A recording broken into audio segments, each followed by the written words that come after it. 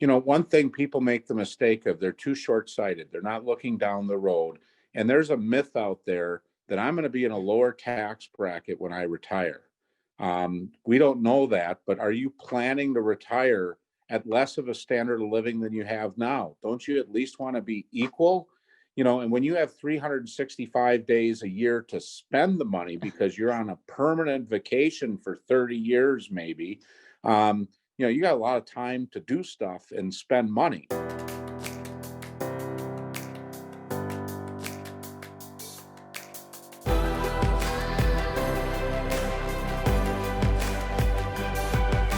This is BetterWealth with Caleb Williams. All right, Jim, welcome to the BetterWealth Show. Hey, pleased to be here. All right, so I'm just going to open up with this.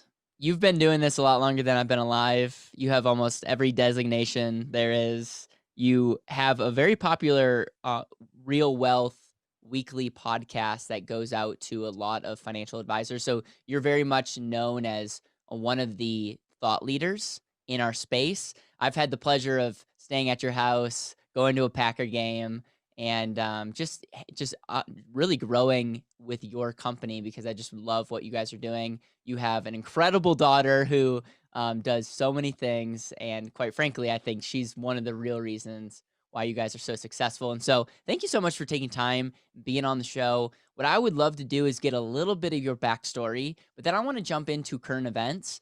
And I think it's very much looking like Joe Biden is going to be the next president of the United States. And so I want to talk about, like, what does that look like? If that's the case, which is very much looking that way, what does that look like for people as it relates to what their like taxes and the future of the markets and future in the financial planning world? And so that's what would be a real cool benefit from having you on the show. And I opened up before we started recording. We could literally talk about everything because you know so much in this space. So again, thank you so much for being on the show. Well, thanks for having me, Caleb. And just to give your listeners a little bit of background, I've been in the business, as he said, for longer than he's been alive. So it makes me feel pretty ancient. But Caleb is, one of the young up and coming superstars in the business. I have not met too many young people, not only with his energy, but his thirst for knowledge. So he's a quick learner. But at any rate, my background is I've been in this business for about 35 years. And early on, I made it a goal to be the best I can be. And I see myself as an educator, not someone who's selling insurance or selling investments. It's really important that people have the tools available to them, and they want to work with a team of professionals, maybe not just an insurance agent or just an investment person, but also the CPA, the attorney, making sure everything's in alignment. And I think too many people do that in a vacuum. Yep. Yep. I was actually just doing a podcast episode with Jeremy, one of our head wealth coaches, and he talked about the difference between doing financial planning in a vacuum versus not. And it's crazy if you don't see the whole picture. I bet you could tell a lot of stories of just disasters that maybe sounded good at the time. When you start zooming out, it's like, that's an awful idea. Oh, absolutely. Think of it like a waterbed. You push on one end, it's going to ripple on the other. And if you're not anticipating those reactions, you don't always get the best result. Yeah. And a lot of our, what we do for clients, yeah, we look in the past, but we have to anticipate the future as well and put ourselves in the best position to deal with whatever happens. Yeah. And you're talking about having me comment on current events. It looks like we're going to have a change of administration. Now everybody can have their own opinions as whether or not that's a good thing or a bad thing. It doesn't stop people for the need of planning. I know a lot of people that might have been Trump supporters look at like the world is crashing and oh my God, and and the Democrats obviously thought the world was crashing when Trump got in. The thing is, I think most of us still have roofs over our head. We're still able to put food on the table. The president, at the end of the day, while he guides things, doesn't have as much of an impact as the press would lead us to believe. He's the leader of the country. He sets policy. But because we have a Congress and we have states and things like that, president normally isn't able to do too much or swing things too far one way or the other. And that's the brilliance of our forefathers putting those safeguards into place. So the one area that I think people need to be aware of is, what has already been said, what's already been published, and what can we do to keep ourselves in the best position. So one thing is, when we look at income taxes, that's probably the biggest issue that faces most Americans and has the most impact on what you're going to have in retirement. A lot of people look, I need to get the best return, the best return, the best return. Well, when I look at investments, most of them are a commodity. And what I mean by that, everybody's got the best things since sliced bread. But at the end of the day, you peel the onion back, and most of them end up pretty close to the same spot. They all have their days in the spotlight, but it's a competitive world. And if you're not competitive, you will not be in business. Yep. So the thing is, you can't control what the market's going to do, but what can you control? You always hear a lot of experts talk about control the controllables. Well, income tax is something you can kind of control if you do proper planning. And, I saw Joe Biden's tax proposal when he was one of the people running for the Democratic nomination.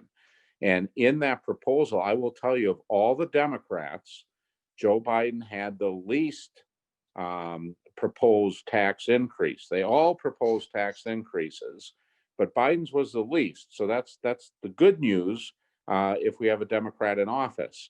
Now, even if he does not get into office with all the contention that's going on, Trump passed a tax cut that expires. It's a temporary tax cut, and it goes up in 2026. So I think one thing all Americans can agree on, taxes are going to go up. And if you don't believe that, go to usdebtclock.org and see how much our bills are that we have to pay. And we're not even covering the cost of our bills. We keep borrowing more and more money. Well, sometime we're going to have to pay the piper. And, that's going to come in the form of taxes. And a lot of people think, well, we'll just tax the rich. Unfortunately, there's not enough rich, and they don't have enough money to cover the debt. When you talk about people like Bill Gates, he's worth $100 billion and change, maybe a little bit less with what he's given away. You look at Jeff Bezos of Amazon, he's worth maybe, well, he got divorced, but he was approaching maybe 150, 170 billion.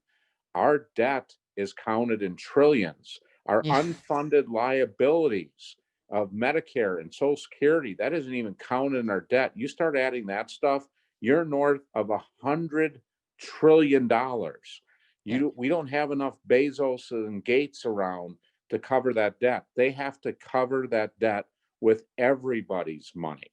So the thing you got to look at right now, most Americans, and I would guess most people listening to your program, are mom and pop. They might have a small business. They might be working for somebody. They're working hard, trying to save. But when you look at people like that, the majority of their taxes are taxed in what is now the 12% rate. And what most people need to understand is the way the taxes go. And most of the tax software I've seen, with when people bring in their tax returns for review, they might have a summary and it talks about their effective rate of 11.6% or 13.2%.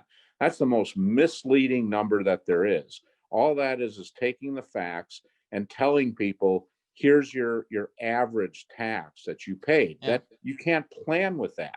No. So the thing to understand is how our rates work. So you have the first couple bucks you make, there's zero tax. The next couple of bucks you make, it's 10%.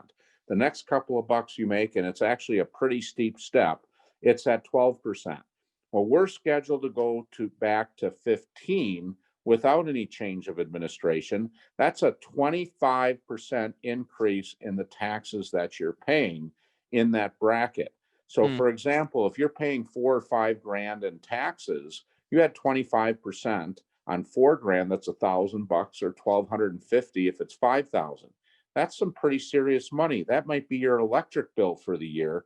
Now you got to work a little bit harder to get it. Now under Biden, he wants to go to 16%. Okay, that's a 33% increase. Now, his written tax proposal that he had that came out back in December or January, I forget when it came out. I saw it in January. Shows every tax bracket, all those tax brackets where people are paying all their taxes would go up significantly from what it is today, and more so than what it's already scheduled to go up. Well, if we look at that stuff, that's going to have an impact on average everyday Americans. And if all you do is blindly, without any strategy whatsoever, when you save your money, you don't even consider taxes, or maybe you do and you say, oh, you know what? I'm going to take the deduction today. Well, does it make sense to deduct at 12% and then pay it back at 16? No. So what people really have to look at is, number one, where are they putting their money? People talk about investments, how important it is to diversify, yet nobody's diversifying how things will be taxed. And I'll just wrap up with this to make the point, really bring the point home. I heard this analogy recently, and I am repeating it again and again, and I've incorporated it with every client meeting that I have. So here it is. Imagine you're going to buy a house. Now, Caleb, I know you just bought your house recently. Did you pay cash for it, or did you use a mortgage? A mortgage. Okay. When they're giving money away at the low interest rates, in my opinion, that's about the smartest thing you could do. Even if you have the cash to pay cash for it, and that's a whole nother discussion for another day, but that's a smart thing to do. Now, when you went to get the mortgage, Caleb, did the bank, obviously you're in the house, they agreed to give you the mortgage, right? That's correct. Do you have terms for that mortgage? Yes. Okay, so you have an interest rate over a period of time, and you have a period of time to pay it back, right? That's correct. Yeah, that seems obvious. That's every mortgage, right? Well, let's say your mortgage was done the way taxes are. Yeah. Okay. So here's how that works. You go to the bank, they said, oh yeah, no problem, we're going to loan you the money. And and then you say, well, what are the terms? And they said, Caleb, don't worry about it. We don't need any money right now. You know what? We'll give you a call when we need the money, and then we'll decide how much we need, and we'll figure out what the interest rate is and how quickly you need to pay us back. How many mortgages would you do like that? I wouldn't do any of those. It would be Okay. too risky. But isn't that what taxes are? Yep. Isn't it when you go to make a deposit in your retirement account and they give you a deduction, you save a little bit of money now? Do you have a contractual guarantee with the IRS that they'll agree to only charge this much on the way out, or that much? No, it's wide open. And if Yep. you look at the average of the top tax rate, it's over 50%. Right now we're at 37. When we had the highest tax rates, they were 94%. Now, people look at those top tax breaks a lot of time, and yours and my average client will never be in the top tax bracket. So they say, that's only for the rich. Well, let's talk about what the bottom bracket was when we had those high top tax brackets. So right now, the lowest tax bracket starts at 10. Well, back when we had the 94% rate after World War II, it was double that. So if they're in let's say what's been a 15% bracket forever, except for this short reprieve where we're at 12, let's say that 15% bracket becomes 30. The next bracket up from that we're scheduled to go back to is 25. Well, now we're at 50 for a rate that even some of our clients are, and a lot of our clients are getting into those brackets. So we deduct at 12 and we take out at 50. That means you have to take out twice as much money as you need. So people really have to look at, how do they diversify their taxes? What tools are out there? And there's a number of tools where they can really plan. Yeah, so there's a lot there. Love it. I love the analogy with the bank, and it's like we would never get into business with a business partner that had $80 trillion in debt, could change their equity state at any time, and like we would never do that. And yet, I would say anyone that does a qualified plan is essentially doing that, because you're getting in business with an entity that could potentially change the rules. And when I say that, some people go like, Caleb, like that's crazy. Like, why would you say something like that? just look at what we have going on. That's all I'll say. Look at some of the people that ran for president and didn't get elected. Just look what some of their policies were. Like Oh it's yeah. not it's look at where other countries are at. Like we're not I think if we use our brain, we're going to realize that there's a trend and it's not going towards lowering taxes. Let's just put it that way. So, I also want to say this. I love the analogy of diversification and diversifying as it relates to taxes. Can you walk us through like the different buckets and like the different common like, there's taxable, there's tax deferred, there's tax free, and what how you highlight that? Because when someone, comes to you and says, "All right, give me a little lesson on like regardless of what happens, if taxes are going up, like where how can I start diversifying my money as it relates to taxes and what are some of the buckets to look at?" Sure. So one thing people make the mistake of, they're too short-sighted. They're not looking down the road. And there's a myth out there that I'm going to be in a lower tax bracket when I retire. We don't know that, but are you planning to retire at less of a standard of living than you have now? Don't you at least want to be equal? And when you have 365 days a year to spend the money because you're on a permanent vacation for 30 years, maybe, you got a lot of time to do stuff and spend money. So I would argue a lot of people should be planning on having more money in retirement, not less. Yeah. So when Caleb talks about the different buckets, as he mentioned, there's tax free. Okay. And there's a couple ways you can do tax free. Now, I don't want anybody to misconstrue. I'm a huge fan of IRAs. I'm a huge fan of 401ks.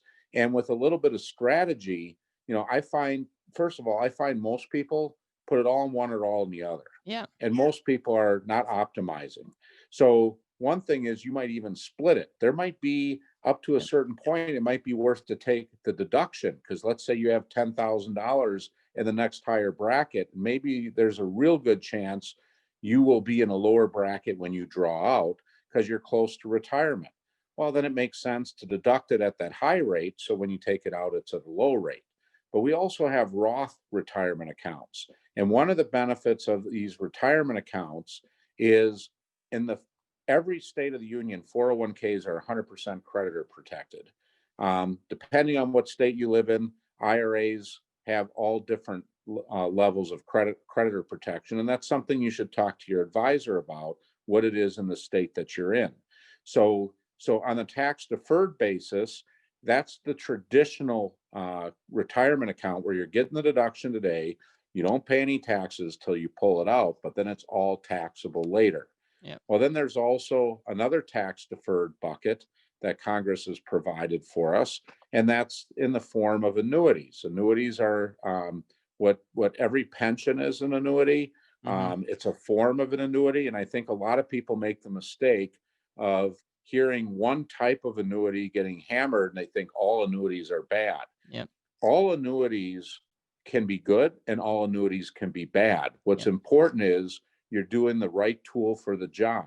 Exactly. So, if you need to have a tooth out, you don't go to a plumber and have them use a wrench, right? A pipe wrench to take the tooth out. While it will work, it may not be the best way of dealing with that. Yeah. It's a good analogy. So you want to have the right tool. So annuities are a way to have tax deferral. One of the big advantages of annuities, if you go into a variable annuity versus a mutual fund, you can move money around and you don't have to pay taxes every time you do it. So you got a little bit more tax control. And I tell people it's like putting a faucet on.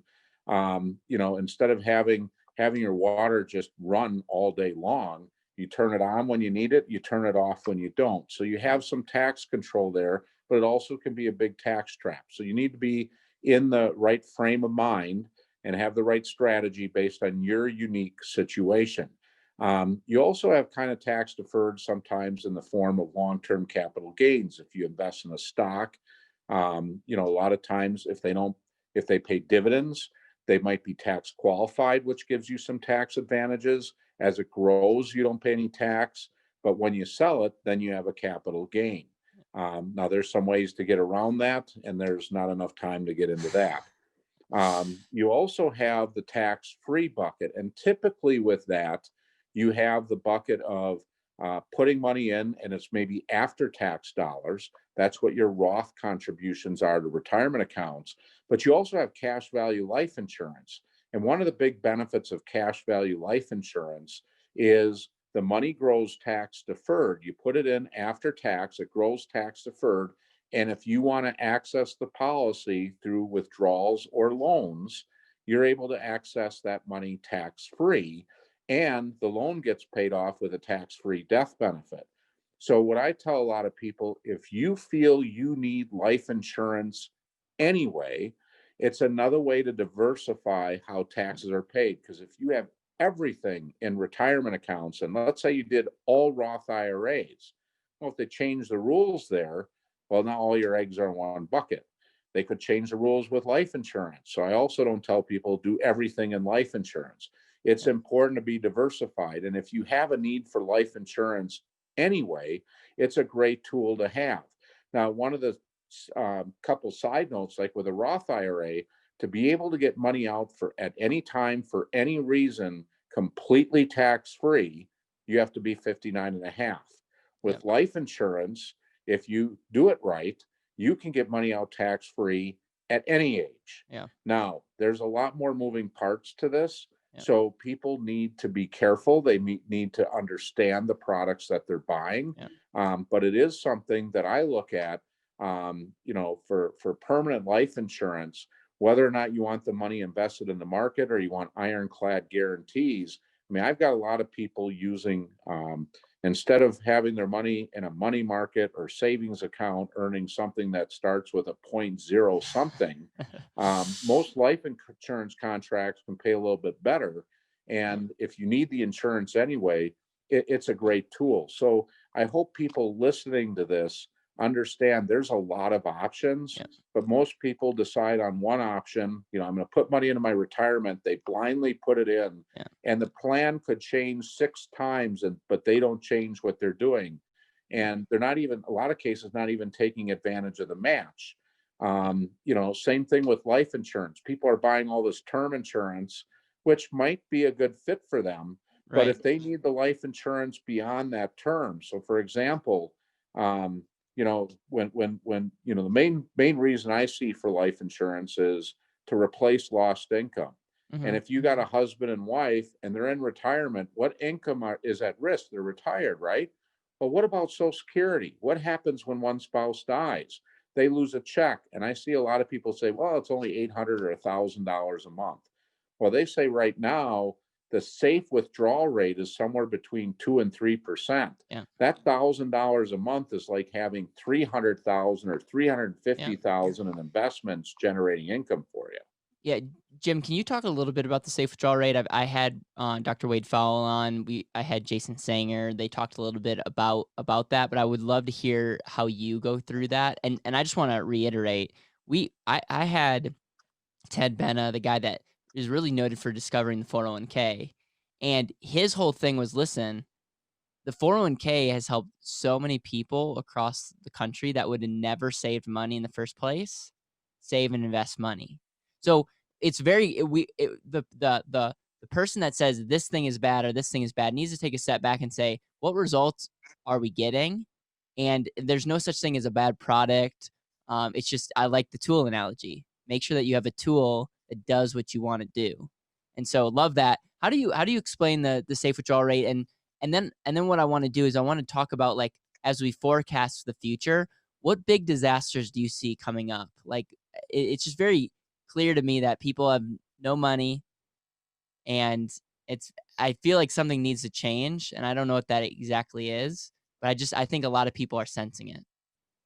What's funny, Caleb, is when you see a general survey of the most disrespected professionals, insurance agents, investment people are typically at the bottom of the list. They don't have a lot of respect. But when you survey an individual, who are the top people they trust, we're right at the top of the list. It's totally a misalignment. And I'm a big believer that everybody needs to be coached, not be sold, but coached and advised, and creating a strategy based on their unique circumstances. I see too many people get lunchroom advice. And even though they might have the same job at the same company, their circumstances can be completely different. Yep. So when I look at, the 3% rule or whatever, I've been a student of Dr. Fowle that you've had on as a guest. I've had him on as a guest on my program. I've met him personally several times. And there's others out there too, like Moshe Molesky. He's a professor at the University of Toronto. There's another gentleman, Tom Hegna. He's been on PBS. I mean, there's all these different people, and they talk about, pretty much buy income, invest the difference. Have a stable cash flow that's not affected by the market, or a strategy where you're not completely dependent on the market is how you get an optimal result. And the thing is, what's happening is they came out with a 4% rule back in 1991. And then we've had hundreds of articles since then that says it won't work. Now, why won't it work? Well, back in 1991, electronic trading had just started. So those are trades made without any human decision, other than ahead of time we said, we're going to trigger a trade at this level.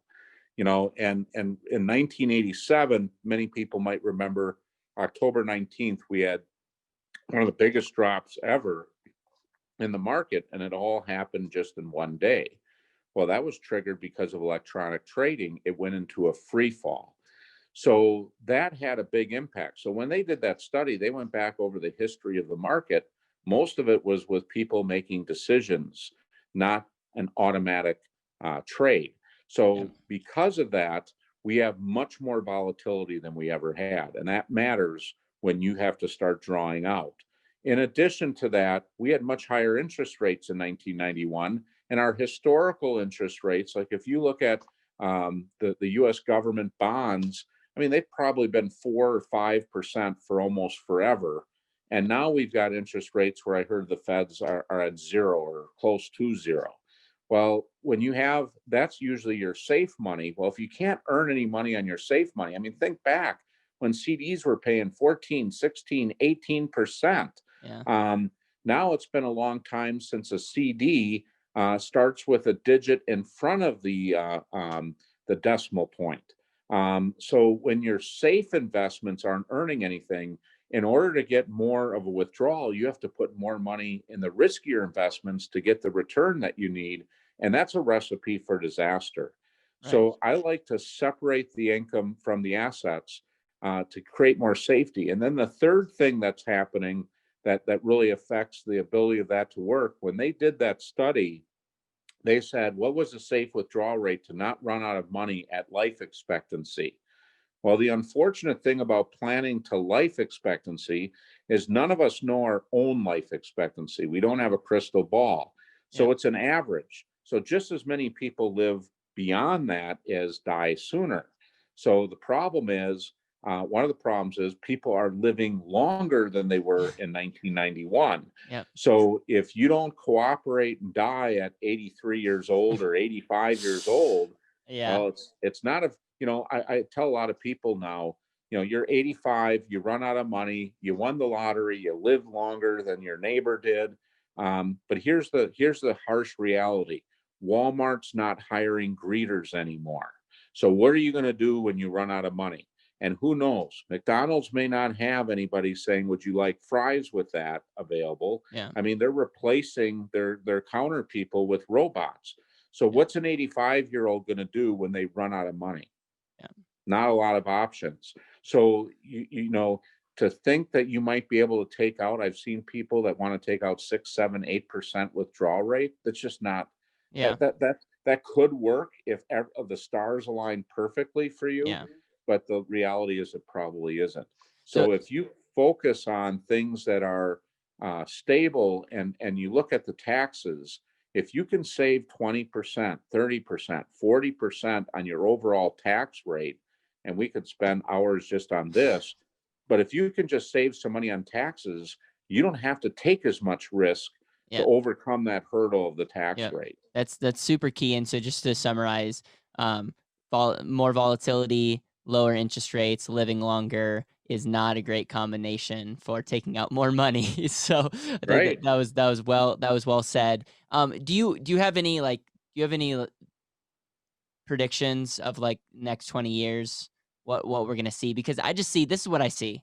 There's a lot of people have not done the work and are very under they're not ready.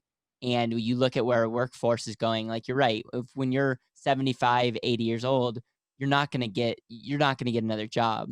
And so it almost feels like the government needs to step in and do certain things. Do you see that happening? Like I'm just stating what I'm seeing right now. I see, possibility of things being pretty bleak. I also see things in a positive light. I see either one can happen. And really, it has a lot to do. I think a lot of our problems with our government overspending it's a government of the people by the people. And I think back to the 90s when the market was just going gangbusters and it was easy to borrow money. People were buying houses way beyond their means. They were Yeah. buying the SUVs fully loaded. They were taking the kids to Disney World and spending money like there was no tomorrow. And the problem with that is at some point we got to pay the piper, and people are putting it all on their credit cards. We reach that maximum credit card debt. Well, if we're spending money like that, we don't really care if the government's doing it too. We're all just living Yeah. good. Yeah. Well, when it's time to pay the piper, then things change. Now, we did see in the decade of the 2000s, we've got a lot more younger people saving than young people were Yeah. saving back then. So I do have hope we can learn from our mistakes. Yeah. And one thing I do see, when they created Social Security, they picked the full retirement age at 65. Now many people retiring it's at 67. Life expectancy when they invented Social Security was like 61. Okay. So you weren't supposed to live long enough to ever collect money. It was insurance for people that live beyond their life expectancy. Well, if they created Social Security today under the same premises, we wouldn't be collecting Social Security till we're in our 80s. Yeah. Okay. So a lot has changed. So I think people need to, number one, they need to save more. And number two, they have to work longer. And while nobody wants to hear that, the benefit, back when they invented Social Security, people wore out. I mean, it Yeah. was hard labor working in the steel mills, working on the farm without the kind of Yeah. equipment we have today. And people would die sooner. Well, now we have the miracle of modern medicine and Yeah. the miracles of the easier life, and our bodies and our minds can last Yeah. longer today than they did before. So Yeah.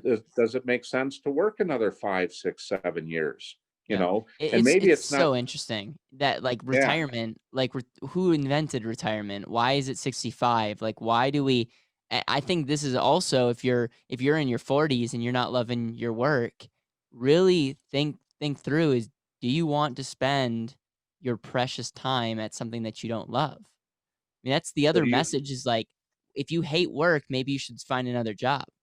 right. And you don't have to work 40 hours a week. It's whatever you can do to delay drawing your retirement puts you in a better position. Yeah. Um, so do you want to know the answer to why 65? Yes. So the story that I've heard is it came out like in the 1790s or early 1800s. The New York Fire Department came out with a pension plan and they just picked 65. So Social Security, when they designed their program, they looked at the first pension plan in America and said, well, that seems like a good age. Now, I will tell you, when they came out with that pension plan, they were using wooden ladders and horse-drawn buckets of water, and there were no fire codes. And I would guess that the life expectancy of a firefighter back then probably wasn't even the life expectancy of the average population. It was probably 30 or 35. So the likelihood anybody would collect a pension was slim to none. So, but they stuck with the 65. So those pension plans worked because not many people collected on them. Well, now you got not only a lot more people collecting, they're collecting for a lot longer. Yeah. Jim, I could talk to you for many more hours, and we have had many lively conversations. I end all my podcasts with a legacy question, and the question goes like this: if this is your last day on earth and you were with the people that you love the most, what would you share with them in that last conversation through all the things that you've learned? Well, that's a tough question without thinking about it, Caleb. Um, the biggest thing is do um, what keeps you happy. And what keeps you happy the most is when you give the most. I love that, and the reason I surprise people with that question is I think the way that we answer that without putting a lot of thought really shares a ton about who we are, and that your answer is very much the reason why you're doing all the amazing things that you're doing by the podcast, by helping other advisors really become successful. So, how can people learn more about what you're doing? Is there any final thoughts that you have? How can they get connected? Because I wanna help highlight all the amazing things that you're doing in the business. Well, if they want to, the biggest thing is I put out this education material that's distributed by financial professionals throughout the country. I do my Real Wealth program, but it's for the general public. So if you want to get subscribed to our program and listen to some of our programs, go to realwealth.com. You can call the office if you have problems finding it, 262-626-2590, and a member of my team will get you hooked up with that program. Cool, cool. Jim, any final thoughts? No, keep the faith, brother. Okay, I I'll appreciate. tell you what, you definitely inspire me. You're one of the few people that have given me hope. I used to think all the kids in the world were lazy and want to play their video games and didn't want to work. And you've helped open my mind, and I'm seeing a lot of people like that. I've got a couple of folks, maybe not quite as young as you, but in that same age group or generation that are hard workers, and I'm very impressed, and that gives me a lot of hope. That means a ton coming from you. I appreciate the work that you're doing, and thank you so much for being on the show. And I would say one of the big takeaways is look at the future, look at some of the other factors going on, and really start being strategic and being efficient with your money today. And you talked about coaching and that being really important, and talk about having a third party who's not emotional, that understands how everything it works. And I think that could literally be a game changer. And so many people don't have any of that. They put their head in the sand, and I think our country is going to pay big time for that. So thank you. I'll say one last thing, Caleb, as you were saying that, it's planning, not planned. Things change. You have to have a direction that you're going. You make adjustments as you go along. Yeah. And too many people get the one answer and they think that's the answer, and things change around them and they never change. And that's just a huge mistake. Get advice, work with a team, make sure you're working with people that care about you and are competent, and you'll know that pretty quickly. Yeah. Thanks, Jim. All right. Thank you, Caleb.